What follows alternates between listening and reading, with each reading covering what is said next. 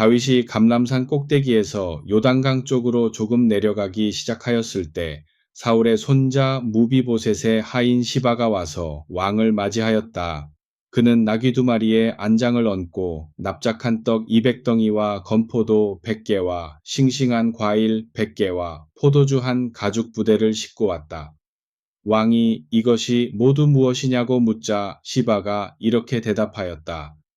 이 나귀 2마리는 임금님의 가족들이 타고 가시라고 가져왔고, 이 떡이나 건포도나 과일은 임금님의 신하들이 노상에서 먹고, 이 포도주는 광야를 지나는 동안에 기진하는 사람이 있으면 누구나 마시라고 준비하였습니다.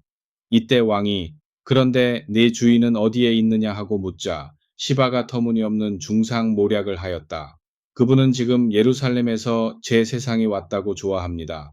그분은 지금 이스라엘 백성이 그의 할아버지 사울의 왕위를 되찾아 그에게 되돌려 줄 것으로 확신하고 있습니다.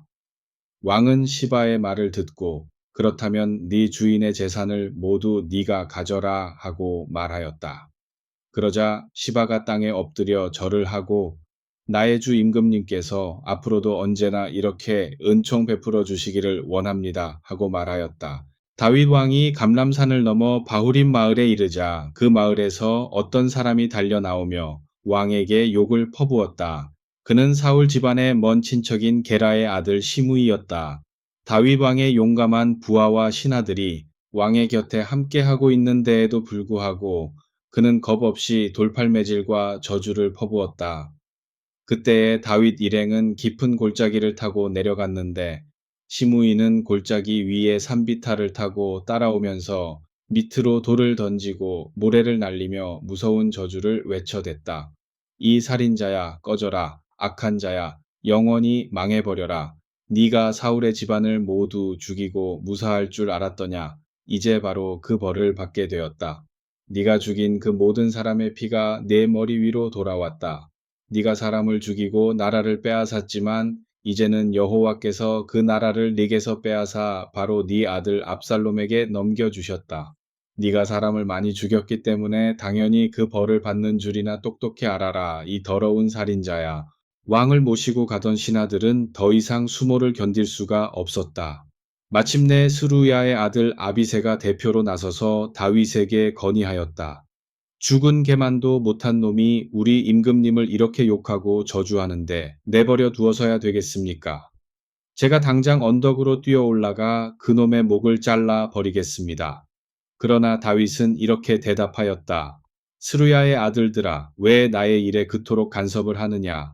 가서 나를 저주하라고 그에게 명령을 내리신 분이 바로 여호와이시라면 누가 감히 그를 책망하고 벌을 내릴 수가 있겠느냐? 그리고 다윗이 끝으로 아비새와 모든 신하들에게 이런 말을 하였다. 내 몸에서 태어난 아들도 지금 나를 죽이려고 하는데 하물며 베냐민 사람이야 더 말하여 무엇하겠소? 여호와께서 그에게 나를 저주하라고 책임 맡겨주신 것이니 계속 욕하고 저주하게 내버려 두시오. 내가 지금 이 수모를 그대로 다 받으면 여호와께서 혹시 나의 비참한 모습을 보시고 시므이의 모든 저주를 축복으로 바꾸어 주실는지 누가 압니까? 다윗이 이런 말을 하면서 자기의 부하들과 함께 골짜기를 내려갈 동안에도 시므이는 여전히 산비탈을 타고 쫓아오면서 다윗을 저주하고 그에게 돌팔매질을 하며 흙먼지를 날렸다. 왕이 신하들과 요단 강가에 이르자 아주 지치고 피곤하였다. 그는 여기서 비로소 휴식을 취하고 기운을 되찾았다. 압살롬은 자기를 따르는 이스라엘 사람들을 거느리고 예루살렘으로 입성하였고 아히도벨도 그와 함께 와 있었다. 다윗의 참모였던 후세가 압살롬을 찾아가서 이렇게 외쳤다. 임금님의 입성을 환영합니다. 임금님의 만수무강을 빕니다. 압살롬은 그를 수상하게 여기고 이렇게 비웃었다. 그대는 옛 친구에 대한 우정을 이토록 쉽게 배반한다는 말이오. 그대는 어째서 옛 친구를 따라 떠나지 않았소? 후세가 강력히 반대 의견을 말하였다. 제가 어떻게 그럴 수 있겠습니까? 저야 당연히 여호와께서 새 왕으로 뽑으시고 온 이스라엘 백성들이 새 임금님으로 모시게 된 분을 따라야 하지 않겠습니까? 저는 임금님 편이 되어 절대로 떠나지 않겠습니다. 또 제가 이제 다른 누구를 섬길 수 있겠습니까? 부왕의 아드님을 섬기는 것이 당연하지 않습니까? 저는 부왕을 섬기던 마음으로 이제는 임금님을 섬기겠습니다. 압살롬은 입성한 다음 자기의 참모 아히도벨에게 무슨 일부터 해야 될 것인가를 물었다. 아히도벨이 대답하였다. 부왕은 이 왕궁을 지키도록 후궁들을 남겨놓았습니다. 왕은 이제 그 후궁들과 잠자리를 같이 하소서. 이 소문이 온 이스라엘에 퍼지면 누구나 새 왕이 등장한 것을 확실히 깨닫게 되어 온 백성이 한결같이 임금님을 따를 것입니다. 임금님께서 그렇게 부왕과 명백한 선을 긋고 새 왕이 되시면 온 백성이 임금님만 따를 것이기 때문입니다.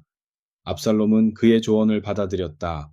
그는 왕궁의 평평한 지붕 위에 천막을 치고 침실을 꾸미게 한 다음 온 백성이 보는 앞에서 부왕의 후궁들을 데리고 들어가 동침하였다. 그런데 당시 아히도벨이 제공한 조언은 하나님께서 사람에게 내리신 조언이나 다름없이 위대한 것이었다. 그 정도로 그의 조언은 정평이 나 있었는데 이미 다윗 왕에게도 정평이 난 것이었고 이제는 그의 아들 압살롬에게도 존중되는 것이었다. 압살롬이 지붕 위에 마련한 침실에서 후궁들과 자고 나오자 아히도벨이 압살롬에게 이어서 해야 될 일들을 제안하였다. 이제 제게 군사적인 정원을 위임해 주소서. 저는 당장 12,000명을 뽑아가지고 오늘 밤으로 다윗을 쫓아가겠습니다.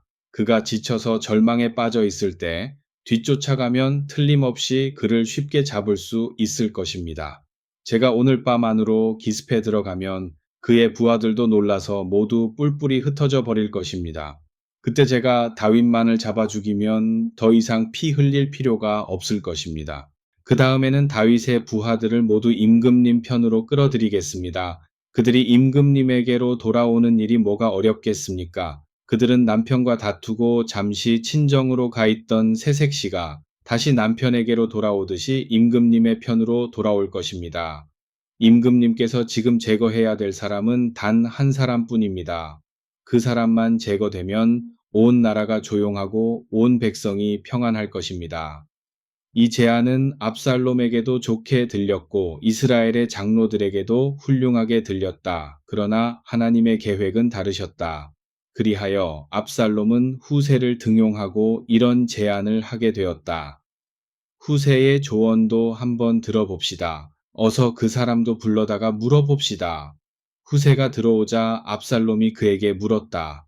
아히도벨이 방금 한 가지 제안을 하였는데 그대의 생각은 어떻소? 우리가 아히도벨의 제안에 따르는 것이 좋겠소? 아니면 더 좋은 의견이라도 있소? 압살롬은 이런 식으로 지체하면서 이미 그 절호의 시간들을 놓치고 있었다. 그런데 후세는 더 많은 시간들을 지체하게 될 조언을 제시하기 시작하였다. 아히도벨이 이번만은 좋은 조언을 하지 못하였습니다. 후세는 일단 이렇게 전제한 다음 자기의 의견을 말하기 시작하였다. 임금님의 부친이 어떤 분인지는 임금님께서 더 잘 아십니다. 그분은 일평생 군인으로 잔뼈가 굵은 역전의 용사가 아닙니까? 게다가 그의 부하들 역시 순전히 전쟁만 하던 직업 군인들이 아닙니까? 그들은 마치 새끼를 빼앗긴 암콤처럼 싸우며 덤벼들 것입니다. 더구나 임금님의 부친은 뛰어난 전략가이기 때문에 밤중에 누구에게 기습당하도록 군인들과 함께 자지 않을 것입니다. 아마 그는 지금쯤 벌써 어떤 굴속이나 어느 은밀한 곳에 숨어 있을 것입니다. 그리고 요소마다 복병들을 매복시켜 놓았을 것입니다. 그런데 그토록 위험한 곳으로 임금님의 군인들이 뭣도 모르고 달려가다가 함정에 빠져서 혹시 소수나마 전사라도 한다면 그 여파가 어떻겠습니까? 온 백성은 대번에 압살롬의 군대가 패하였다고 수군대지 않겠습니까? 그러면 온 백성이 사기를 잃게 될 것입니다. 심지어 사자처럼 용맹스러운 장사들도 낙담해 버릴 것입니다. 임금님의 부친이 얼마나 백전백승의 용사요. 그의 부하들도 얼마나 역전의 용사들입니까? 이것은 이스라엘 백성이면 누구나 잘 아는 사실이 아닙니까? 그러므로 저는 이러한 조언을 드리겠습니다. 북쪽의 단에서 남쪽의 브엘셉에 이르기까지 온 이스라엘에서 전쟁에 나갈 만한 사람은 모조리 불러 모으십시오. 해변의 모래알처럼 많은 군대가 임금님 앞에 모일 때까지 계속 전국의 장정을 불러 모으십시오. 그런 다음에 임금님께서 친히 그 대군을 거느리고 진군하시면 틀림없이 승리하실 것입니다. 그렇게 되면 임금님의 부친이 어느 곳에 숨어 있든지 우리가 그를 쉽게 찾아내어 마치 온 대지에 내리는 아침 이슬처럼 기습해 버릴 것입니다. 그렇게 되면 그는 고사하고 그의 부하들 중에서도 살아남을 사람이 전혀 없을 것입니다. 혹시 그가 어떤 요새에 들어가 숨어 있다면 이스라엘 사람들이 모두 밧줄을 가져다가 그 성을 동여매어 끌어다가 강 언덕으로 떨어뜨려서 그 자리에는 돌멩이 하나도 남아있지 않게 할 것입니다. 후세가 이렇게 통쾌하고 가능한 사실과 전혀 불가능하고 터무니없는 사실들을 혼합시켜서 그럴듯하게 제시하자 압살롬과 온 이스라엘 사람들은 후세의 말이 옳다, 그의 제안이 훨씬 낫다고 결정을 내렸다. 여호와께서 일이 이렇게 빗나가도록 간섭해 주셔서 아히도벨의 현명한 전략이 수포로 돌아간 것이다. 이는 여호와께서 압살롬을 멸망시키기로 작정하셨기 때문이다. 후세는 아히도벨이 압살롬에게 내놓은 조언을 모두 제사장 사독과 아비아달에게 알려주고 이렇게 말하였다. 어서 다윗에게 사람을 보내어 오늘 밤을 요단강 이편에서 보내지 마시고 당장 건너가도록 하시오. 그렇지 않으면 부하들과 함께 전멸당할 것이오. 그런데 요나단과 아히마아스는 이미 사람들의 눈에 띄지 않으려고 예루살렘 성 밖으로 나가 에느로겔 샘터에 숨어 있었다. 이 샘은 기드론 시내와 흰놈 골짜기가 만나는 곳에 있었는데 사독과 아비아달을 위하여 물 길러 다니는 계집종이 그들과 접선하며 소식을 전해 주었다. 거기서부터는 요나단과 아히마아스가 직접 다윗 왕을 찾아가 정보를 제공하였다. 그런데 어떤 젊은이가 그 두 사람을 수상하게 여기고 압살롬에게 밀고 하였다. 그러나 그 두 사람도 이것을 눈치채고 빨리 바우림 마을로 도망쳐 어떤 사람의 집으로 들어갔다. 그런데 그 집 마당에는 우물이 하나 있어서 그들은 그 속으로 기어 내려가 숨었다. 그곳에는 우기철에만 물이 고이고 여름의 건조기에는 물이 없어서 사람이 숨을 수가 있었다. 그러자 그 집 아내가 맷방석을 가져다가 우물 위에 올려놓고 그곳에 찌은 보리를 널어 놓았다. 그러자 누가 보아도 수상하게 여길 수 없게 되었다. 압살롬의 종들이 그 집으로 들어와서 이렇게 물었다. 아히마아스와 요나단이 어디에 있느냐? 그 여인은 태연하고 대담하게 그들을 속였다. 그 두 사람이 방금 저기 미갈 시내를 건너서 갔습니다. 그들은 여인의 말을 그대로 믿고 즉시 시내를 건너 뒤쫓아갔으나 아무도 찾지 못하자 그냥 예루살렘으로 되돌아갔다. 그들이 보이지 않을 만큼 멀리 사라지자 우물 속으로 들어갔던 두 사람이 기어 올라와 다윗에게 소식을 전하였다. 아히도벨이 오늘 밤 안으로 왕을 기습해야 된다고 조언하였으니 어서 요단강을 건너가십시오. 다윗은 즉시 부하들과 함께 강을 건넜다. 다윗은 즉시 부하들과 함께 강을 건넜다. 그들이 모두 그 밤 안으로 강을 건너서 날이 셀 무렵에는 마지막 남은 한 사람까지도 모두 강이 건너편에 있었다. 한편 아히도벨은 자기의 조언이 더 이상 압살롬에게 통하지 않자 이미 사태가 결판난 것으로 예견하고 나귀의 안장을 얹어 타고 고향으로 돌아갔다. 고향에서 그는 가사를 정리하고 가족들에게 유언을 남긴 다음 스스로 목을 메어 죽었다. 그의 자살 원인은 단순히 자신의 자존심이 상한 데 있지 않고 압살롬이 패배하여 결국 더 비참하게 죽을 것을 예견한 데 있었다. 그의 죽음은 바로 부왕의 배반자 압살롬의 죽음을 미리 알리는 신호였다. 아히도벨은 이렇게 고향에서 죽어 자기 아버지의 무덤에 묻혔다. 마침내 압살롬이 이스라엘의 온 군대를 거느리고 요단강을 건넜을 때에 다윗은 이미 안전한 요새 도성인 마하나임에 이르러 있었다. 다윗이 요압을 군대 총사령관으로 세운 것과 같이 압살롬도 아마사를 온 이스라엘 군대의 총사령관으로 세웠다. 아마사의 아버지 이드라는 본래 이스마엘 사람이었으나 이스라엘 여자 아비갈과 결혼하면서 대릴사위가 됨으로써 본인도 귀화하여 이스라엘 사람이 되었고 그의 자식들도 모두 여자 집안의 족속이 되었다. 이드라는 나하스의 딸 아비갈과 결혼하여 아마사를 낳았고, 아비갈은 요압의 어머니 스루야의 여동생이었기 때문에 아마사는 바로 다윗의 조카뻘이 되었다. 압살롬은 요단강을 건넌 다음 길르앗 지역에 진을 쳤다. 한편 다윗이 마하나임에 도착하자 수많은 사람들이 그를 기다리고 있었다. 암몬 족속의 라빠 왕궁에서는 한운과 의견을 달리하던 왕자 소비가 찾아와 있었고, 로데발에서는 암미엘의 아들 마길이 와 있었다. 그는 본래 사울의 추종자였으나 무비보셋이 잘 대접받는 것을 보고 감동되어 다윗의 추종자로 돌아온 사람이었다. 그리고 로글림에서는 길르앗의 거부 바르실레가 와 있었다. 로데발과 로글림은 마하나임에서 북쪽으로 갈릴리 호수 사이에 있었다. 그들은 다윗과 그의 부하들이 광야의 먼 길을 걸어오는 동안 굶주리고 목마르고 지쳐 있을 것이라고 생각하여 다윗 왕과 그의 부하들에게 필요한 요와 이불, 접시와 냄비, 밀과 보리, 밀가루와 볶은 곡식, 콩과 팥과 꿀과 기, 응유, 몇 마리의 양과 소 등을 대량으로 준비해 가지고 왔다. 다윗은 자기를 따르는 군인들을 점검하였다. 그는 우선 군인들을 1000명씩 구분해 놓고 1000명을 다시 100명씩 구분한 다음 1000명 부대의 지휘관과 100명 부대의 지휘관을 세워 놓았다. 그런 다음에 모든 부대를 크게 셋으로 나누어 첫째 부대는 요압에게 맡기고 둘째 부대는 스루야의 아들 요압의 아우 아비새에게 맡기고 셋째 부대는 가드 사람 이때에게 각각 맡겼다. 본래 용병 부대의 지휘관은 브나야였으나 외국인 이때가 그의 귀순 공로로 특별히 기용되었다. 브나야는 이번 일을 나쁘게 해석하고 끝까지 다윗의 중심 세력과 대치 상태에 있었다. 그런데 다윗의 마음속 깊은 곳에는 아들 압살롬의 목숨만은 건져내고 싶다는 아버지의 정이 숨어 있었다. 그래서 다윗은 출전 직전에 모든 군인들 앞에서 이렇게 선언하였다. 이번 싸움에는 내가 여러분들과 함께 출전하겠소. 그러나 군인들은 모두 이렇게 말하였다. 그러시면 안 됩니다. 임금님께서 왜 위험한 싸움터로 나가셔야 되겠습니까? 그냥 이곳에 머물러 계십시오. 저희들이야 무슨 일을 당한들 상관이 없습니다.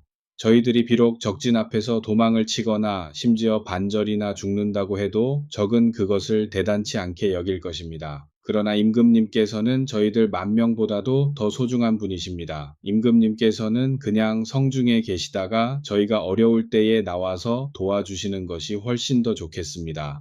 다윗은 그들의 요청을 받아들였다. 다윗이 성문 곁에 서서 사열을 받자 모든 군인들이 100명씩, 1000명씩 그의 앞을 지나서 싸움터로 나갔다. 이때에 다윗은 요압과 아비사에와 이때에게 향하여 명령하기를 온 군인이 다 들을 수 있을 만큼 크게 소리쳤다. 나의 어린 자식 압살롬의 목숨만은 살려주시오.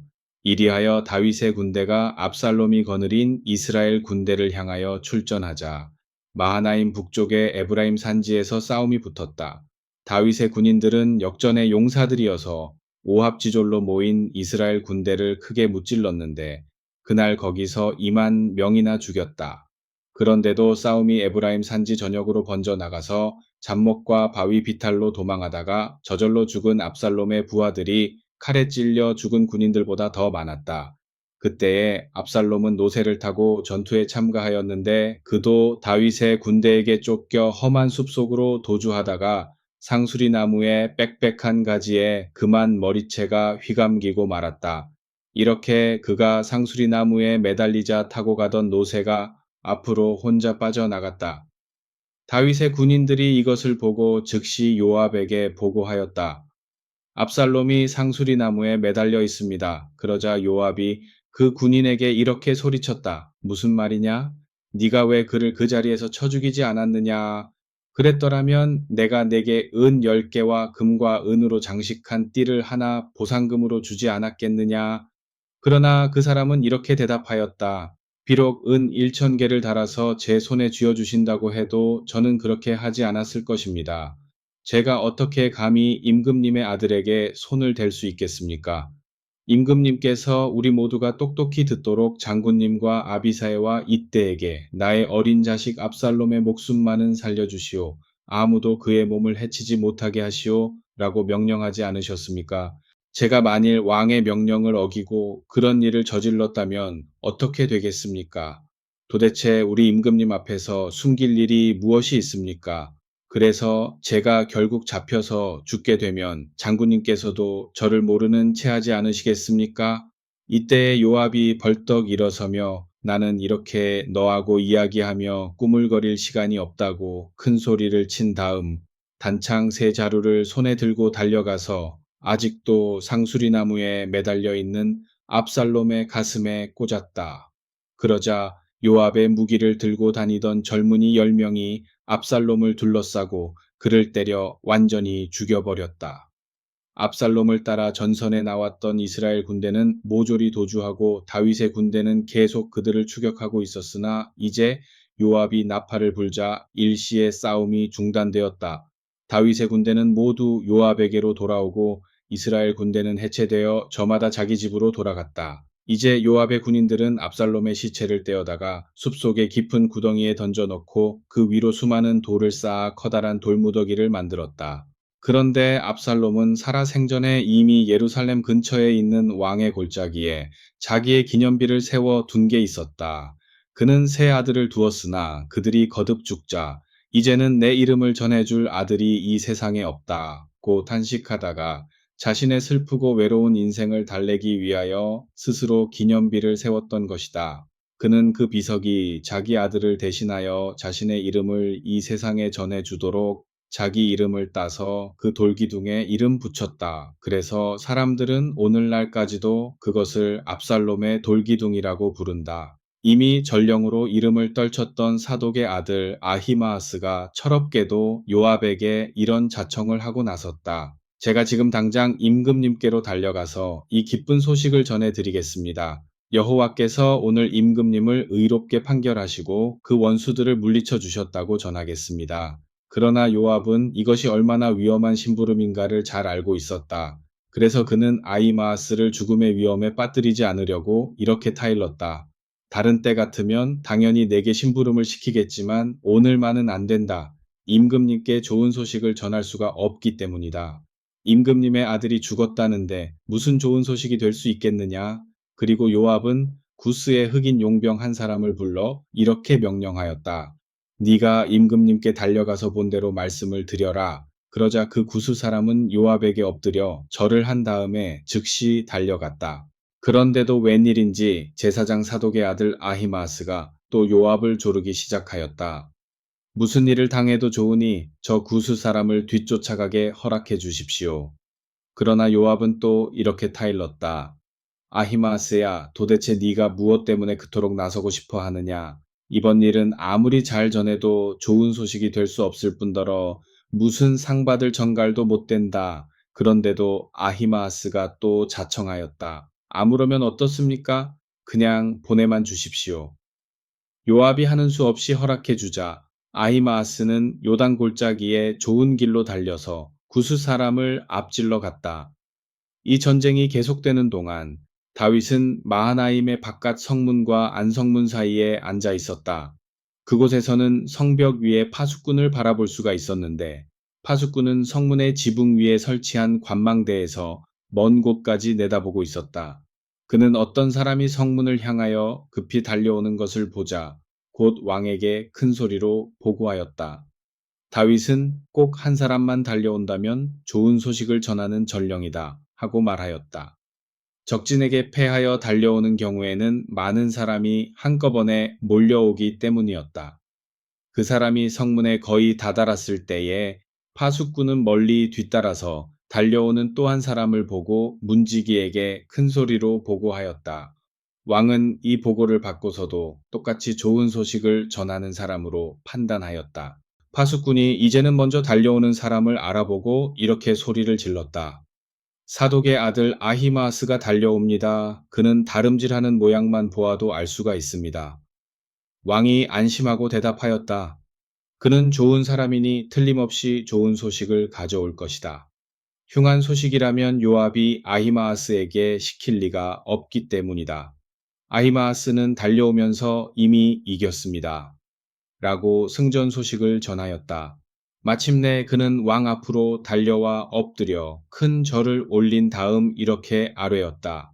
임금님의 하나님 여호와께 찬양과 감사를 돌립니다. 그분이 임금님을 대항하여 일어선 모든 원수를 왕의 손에 넘겨주셨습니다. 그러나 다윗의 기쁨과 평안은 그의 아들 압살롬의 생존과 평안에 달려 있었다. 그래서 왕이 이렇게 물었다. 나의 어린 자식 압살롬은 어떻게 되었느냐? 그가 다치지는 않았느냐? 눈치 빠른 아히마아스는 여기서 재치 있게 상황 판단을 하고 그럴듯하게 둘러댔다. 요압 장군이 이 종을 보낼 때에 압살롬이 있는 곳에서 큰 소동이 난 것을 보았습니다. 그러나 무슨 일이 일어났는지는 알 수 없었습니다. 왕이 물러나 내 곁에 서 있어라 하고 말하였다. 마침 이때에 그 구스 사람 흑인이 도착해서 왕에게 곧이곧대로 아뢰었다. 임금님, 제가 기쁜 소식을 가지고 달려왔습니다. 여호와께서 오늘 임금님께 의로운 판결을 내리시고 임금님을 대항하여 일어선 모든 원수들을 이기게 하셨습니다. 이제는 임금님을 해칠 원수가 모조리 사라졌습니다. 다윗은 여전히 아들 걱정을 하면서 물었다.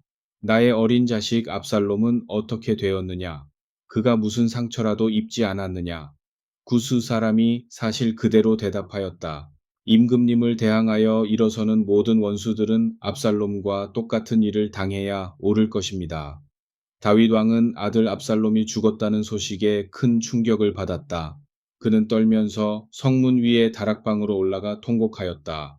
내 아들 압살롬아, 내 아들 압살롬아, 너 대신에 차라리 내가 죽었으면 좋았겠다. 압살롬아, 내 아들 내 아들아. 이제 왕은 진정하시고 일어나 밖으로 나가 부하들의 노고를 인정하고 치하해 주십시오. 지금이 아주 절박한 때라는 사실을 잊지 마십시오.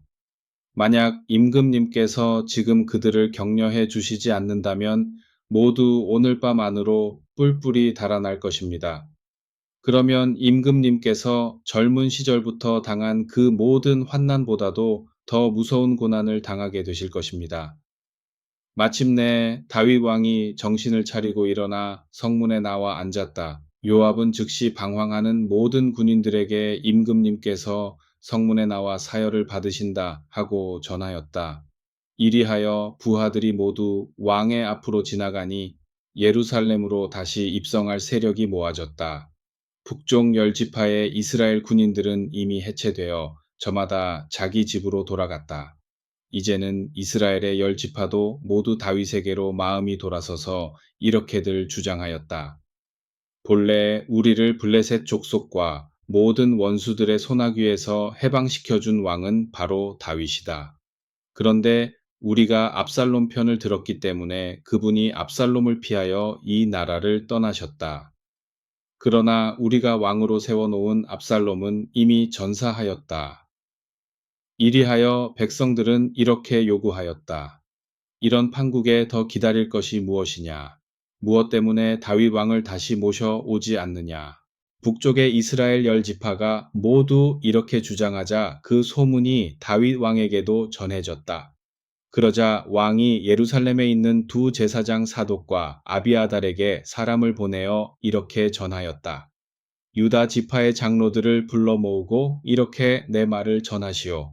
북쪽 지파에서도 이미 임금을 모셔드리려고 하는데 왜 유다 지파에서는 아직 그러한 생각을 못하고 있소? 그대들이 바로 나의 동포요, 나의 골육지친인데 왜 임금을 궁으로 돌아오게 하는 일에는 맨 나중 사람들이 될 작정기요. 그리고 압살롬을 섬겼던 아마사 장군에게는 이같이 내 말을 전하시오. 장군은 나와 골육지친이 아니오. 이제부터 나는 요압 대신에 장군을 내 군대의 총사령관으로 삼겠소. 내가 이 약속을 어긴다면 하나님께서 나에게 벌을 내리시고 또 내리실 것이오. 요압은 왕의 명령을 어기고 압살롬을 죽인 다음 아들을 잃고 슬퍼하는 왕에게 너무 당당한 자세를 보였기 때문에 다윗은 그를 밀어내고 아마사를 등용하였다. 다윗은 이로써 유다 사람들의 마음을 한데 모아 자기 편으로 기울게 하였다. 그래서 온 유다 지파 사람들이 왕을 환영한다는 전가를 보내왔다. 임금님께서는 신하와 부하들을 모두 데리고 어서 다시 돌아오소서. 이제는 이스라엘 열 지파의 찬성과 유다 장로들의 결정에 의하여 유다의 정규군과 이스라엘의 정규군도 비로소 다윗의 휘에 들어오게 되었다. 유다 지파에서 왕의 귀환을 환영한다는 전갈이 오자 다윗은 곧 예루살렘을 향하여 길을 떠났다. 유다 사람들은 왕을 맞이하여 요단강을 건네 드리려고 요단강의 여울목에서 가장 가까운 길갈 성소에 와서 기다렸다. 그 여울목은 걸어서 건널 수 있을 정도로 얕은 곳이었다. 그때 베냐민 지파의 시므이도 왕을 환영하려고 바우림 마을에서 내려왔는데 베냐민 지파 사람들 1000명을 거느리고 사울 집안의 종 시바와 함께 나왔다. 시바는 사울의 손자 무비보셋의 집안일을 책임진 종으로서 아들 15명과 종 20명을 다 데리고 나와 다윗이 요단강을 건널 때에 그들을 쓸 작정이었다. 그들은 벌써 요단강을 건너가 왕을 기다리고 있다가 맞이하였다. 그리고 왕의 가족을 건네주기 위하여 나룻배도 한 척 대어 놓았다. 이리하여 마침내 다윗이 나룻배를 타려고 할 때에 시므이가 왕 앞에 나아와 큰 절을 하고 엎드려서 이렇게 애원하였다. 나의 주 임금님이시여 이 종에게 벌을 내리지 마소서. 나의 주께서 예루살렘을 떠나 바우림 마을을 지나실 때에 이 종이 죄를 저질렀으나 임금님께서는 그것을 기억하지도 마시고 마음에 품지도 마소서. 그날 이 종이 무서운 죄를 지었습니다. 그것을 제가 잘 압니다. 그러나 제가 오늘 이스라엘의 열 지파들 중에서 맨 먼저 달려와 내 주 임금님을 환영하오니 이것을 미쁘게 여겨 주소서. 이때에 아비새가 끼어들어 다윗 왕에게 대답할 겨를도 주지 않고 이렇게 말하였다. 그는 이제 죽어서 마땅합니다. 여호와께서 친히 기름 부어 세우신 임금님을 욕하고서 어떻게 그가 살 수 있습니까? 그러나 다윗은 아비새와 그의 형 요압에게 이와 같이 대답하였다. 너희가 왜 내 일에 간섭하고 나서느냐? 너희가 왜 오늘같이 좋은 날 나의 대적이 되려고 하느냐? 내가 오늘 비로소 이스라엘의 왕이 되었는데 오늘 같은 날 이스라엘에서 사람을 죽여야 되겠느냐? 그리고 다윗은 시므이의 죄를 용서해 준 다음에 그대를 결코 죽이지 않겠소 하고 맹세까지 해주었다. 사울의 손자 무비보셋은 두 발을 다 저는 절뚝발이임에도 불구하고 왕을 맞으러 요단강까지 건너왔다. 그는 다윗이 예루살렘에서 다시 돌아오는 날까지 발도 씻지 않고 수염도 깎지 않고 의복도 빨아 입지 않았다. 마치 상을 당한 사람처럼 슬퍼하며 지냈던 것이다. 그러나 그가 왕을 맞으러 나오자 왕이 물었다. 무비보셋이여 그대는 왜 나와 함께 예루살렘을 떠나지 않았소? 사울의 손자가 대답하였다. 나의 주 임금님, 그 책임은 제 종에게 있습니다. 제가 임금님을 따라가려고 제 나귀의 안장을 얹으라고 명령하였으나 그가 저를 속이고 임금님께 모함까지 하였습니다. 제가 두 발을 다 저는 병신인 줄은 임금님께서도 잘 아십니다.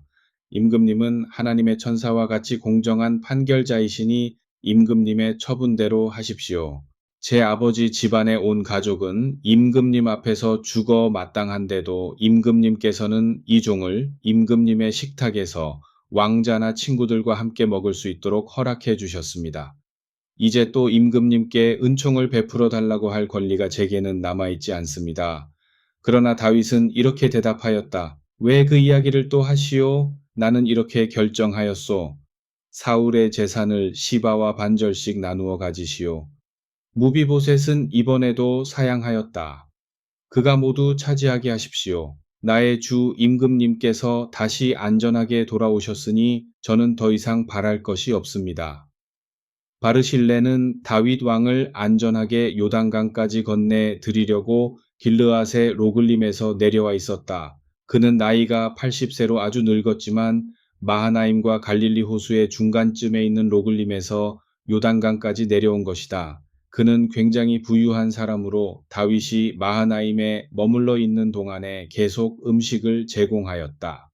왕은 이제 그러한 바르실레에게 보답하려고 강을 건너기 전에 이렇게 말하였다.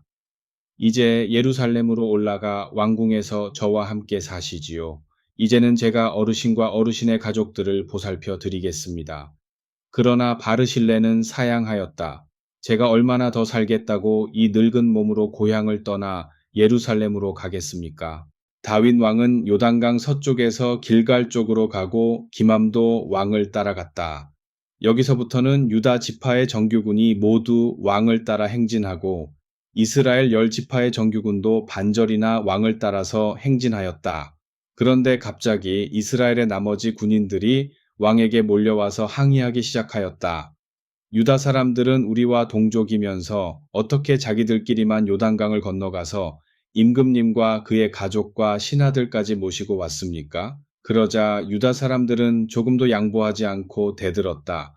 왕이 우리 유다 지파 사람이 아니냐? 너희는 무엇 때문에 그렇게 흥분하느냐? 우리가 임금님을 빼앗아 가지고 달아나기라도 하였느냐? 아니면 우리가 임금님께 무엇을 얻어먹었거나 무슨 특혜라도 받았단 말이냐? 이스라엘 사람들도 지지 않고 유다 사람들에게 대들었다.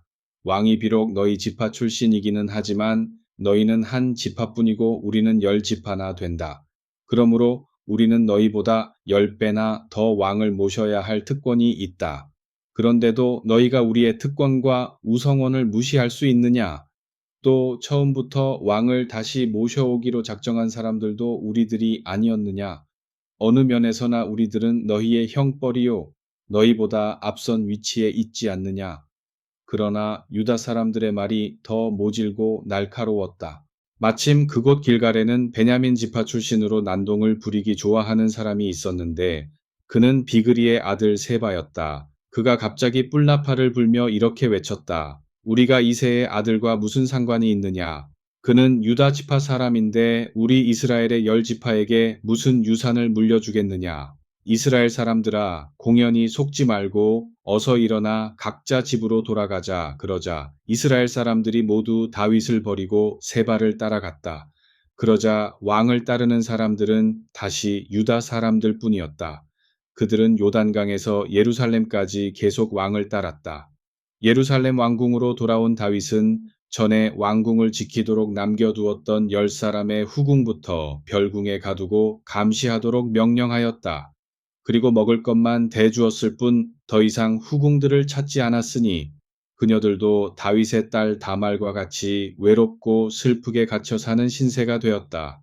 이 후궁들은 한때 압살롬 시대가 온 것을 알려주던 깃발 노릇을 하였기 때문에 다윗은 이제 그 시대가 바뀐 것을 알리기 위하여 더 그렇게 하였다. 그래서 왕궁을 지키던 그 후궁들은 죽는 날까지 별궁에 갇혀서 생과부로 지냈다.